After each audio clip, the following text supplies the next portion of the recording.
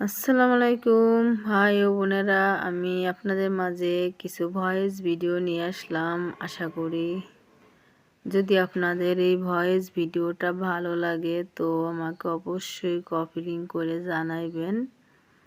তো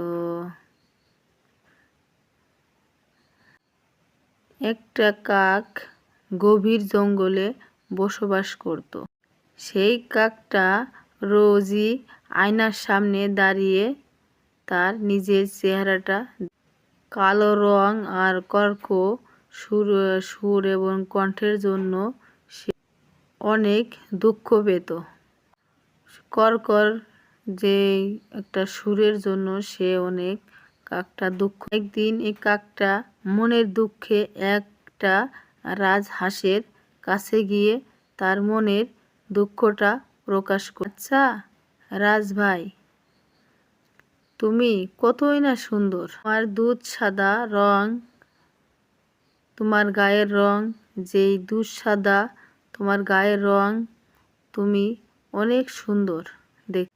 হাঁসটা তখন হেসে বলল, আমার জীবনটা সুন্দর আর শান্ত তোমাকে কে বলল? আমাকে শান্ত সুস্থ দেখলেও আমাকে জলের নিচেই অনেক হাত পা গুটিয়ে চলাফেরা করতে হয়। হাঁসটি আরও বলল, আমার জীবনে আর কোনো শান্তি নেই। জীবনটা যদি কারো সুন্দর হয় সেটা হচ্ছে ময়ূরীর, এবং ময়ূরীর রঙিন পালক। এই কথাটাই শুনে কাক মিলে গেল ময়ূরীর কাছে। কাকটা ছুটে গেল ময়ূরীর কাছে, যাই ময়ূরকে বলল, কাক ভাই, তুমি অনেক সুন্দর, অনেক সুখী, আর তুমি এই পৃথিবীর সবচেয়ে সুখী প্রাণী।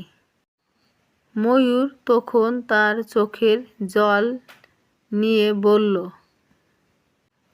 কে বলেছে আমি সুখী? আমার এই অপূর্ব সৌন্দর্য চেহারার জন্য এবং এই ডানার জন্য আমার জীবনের দুঃখ আর কষ্টের কারণ। আমার এই সৌন্দর্যের জন্য শিকারীরা সবসময় আমাকে তাড়া করে।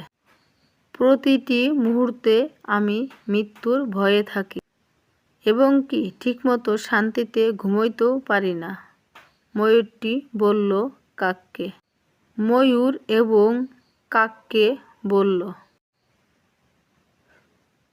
এই জীবনে সবচেয়ে